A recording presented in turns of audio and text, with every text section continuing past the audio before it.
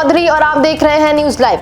Delhi Dehradun expressway तैयार, अगले हफ्ते लोकार्पण कर सकते हैं प्रधानमंत्री मोदी। दिल्ली के अक्षरधाम से शुरू होकर बागपत, बड़ौत, मुजफ्फरनगर, शामली और सहारनपुर से होते हुए देहरादून तक 210 किलोमीटर लंबा 6 लेन एक्सप्रेसवे तैयार हो गया है।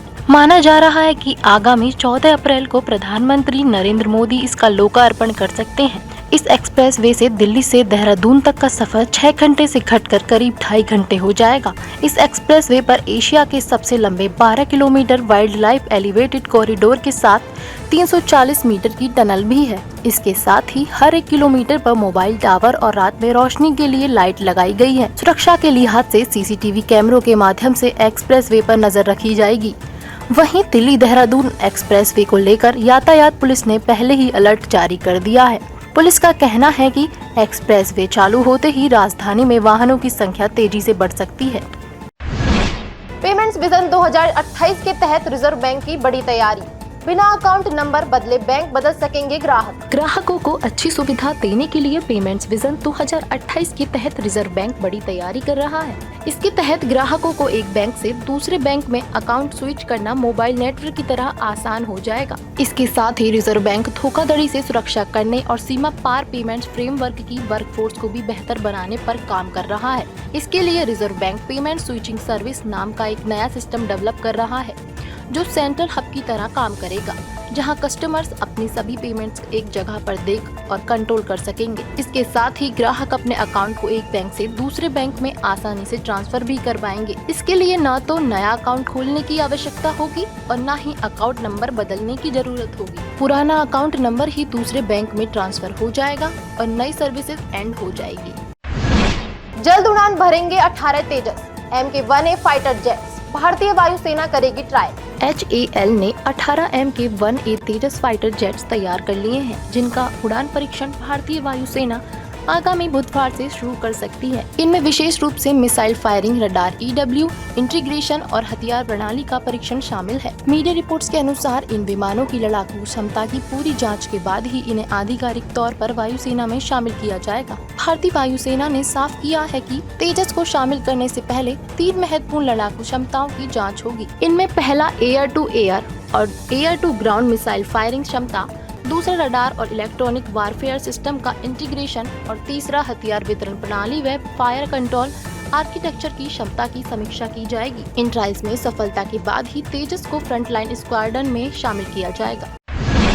देश के दुश्मनों पर रहेगी पैनी नजर, वायुसेना को मिलेगी हाईटेक माउंटेन रडार। देश की सुरक्षा को मजबूत करने के लिए सरकार लगातार कदम उठा रही है। इसी कड़ी में सरकार वायुसेना के लिए आधुनिक माउंटेन रडार खरीदने जा रही है, जिससे पहाड़ी इलाकों में निगरानी और सुरक्षा क्षमता ज्यादा मजबूत हो सकेगी। इसके लिए रक्षा मंत्रालय ने भारत इलेक्ट्रॉनिक्स लिमिटेड के साथ करीब 1950 करोड़ रुपए की बड़ी डील की है। इस समझौते के तहत भारतीय वायुसेना को 2 माउंटेन रडार, उससे जुड़े उपकरण व इंफ्रास्ट्रक्चर मिलेगा। इन रडार की तैनाती से देश की एयर डिफेंस क्षमता ज्यादा मजबूत होगी और साथ ही विदेशी उपकरणों पर निर्भरता कम हो सकेगी। यह रडार पूरी तरह स्वदेशी तकनीक से बनाए जा रहे हैं, जिन्हें DRDO के इलेक्ट्रॉनिक्स व रडार विकास प्रतिष्ठान ने डिजाइन और विकसित किया है। अमेरिका ईरान के बीच सीज फायर के तैयार रूस, राष्ट्रपति ट्रंप से मिलेंगे नाटो महासचिव। रूस ने कहा है कि वह ईरान और अमेरिका के बीच विवाद सुलझाने में मदद करने के लिए तैयार है। क्रेमलिन के प्रवक्ता दिमित्री पेस्कोव ने कहा कि राष्ट्रपति व्लादिमीर पुतिन लगातार क्षेत्र के नेताओं से बातचीत कर रहे हैं और अगर रूस की सेवाओं की जरूरत पड़ी तो वे सैन्य स्थिति को जल्द से जल्द शांति की ओर ले जाने में योगदान देने को तत्पर हैं। वहीं ऑस्ट्रेलिया के प्रधानमंत्री एंथनी एल्बनीज ने भी मिडिल ईस्ट में बढ़ते तनाव पर चिंता जताई और कहा कि हालात को देखते हुए तनाव कम करने की जरूरत है। एल्बनीज ने युद्ध में शामिल सभी पक्षों से संयम बरतने की अपील की है।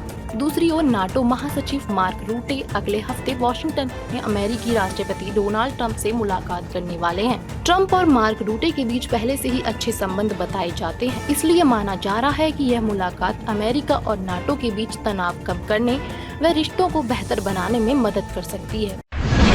बजट घाटा भरने के लिए न्यूयॉर्क का नया जुगाड़, किराए पर चढ़ेगा ब्रुकलिन ब्रिज के नीचे का स्पेस। दुनिया के सबसे अमीर शहरों में शामिल न्यूयॉर्क $6 बिलियन के बजट घाटे से जूझ रहा है। इससे निपटने के लिए न्यूयॉर्क सिटी काउंसिल ने ऐतिहासिक ब्रुकलिन ब्रिज के नीचे के करीब 13,000 स्क्वायर फीट स्पेस को लीज पर देने का प्रस्ताव रखा है। प्रस्ताव में कहा गया है कि इस स्पेस को कमर्शियल या मिक्स्ड यूज में बदला जाना चाहिए, जिससे ऐसी जगह से भी कमाई हो सके जो अभी तक डेड एसेट बनी हुई है। सिटी काउंसिल का अनुमान है कि अगर इस जगह को मैनहट्टन के औसत किराए पर दिया जाए तो हर साल करीब $17 मिलियन यानी 161 करोड़ रुपए की कमाई हो सकती है।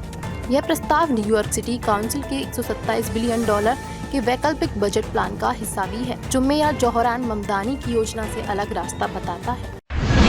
साउथ चले बॉलीवुड के दबंग, डायरेक्टर वामशी के साथ बनाएंगे फिल्म, जल्द शुरू होगी शूटिंग। बॉलीवुड के दबंग सलमान खान अब तेलुगु डायरेक्टर वामशी पेदीपल्ली और प्रोड्यूसर दिलराजू के साथ अगले प्रोजेक्ट पर काम करने जा रहे हैं। ये नई फिल्म उनकी मातृभूमि में वॉर रेस्ट इन पीस के बाद रिलीज होगी। मीडिया रिपोर्ट्स के अनुसार सलमान खान डायरेक्टर वामशी के साथ इसी महीने अपनी नई फिल्म की शूटिंग शुरू करेंगे। सलमान खान ने अपने इंस्टाग्राम पोस्ट पर लिखा है, दिल दिमाग जिगर से इस अप्रैल से वामशी पेदीपल्ली और दिलराजू के साथ। डायरेक्टर वामशी ने इससे पहले थलपति विजय प्रभास, रामचरण, महेश बाबू, जूनियर NTR और अल्लू अर्जुन जैसे स्टार्स के साथ काम किया है।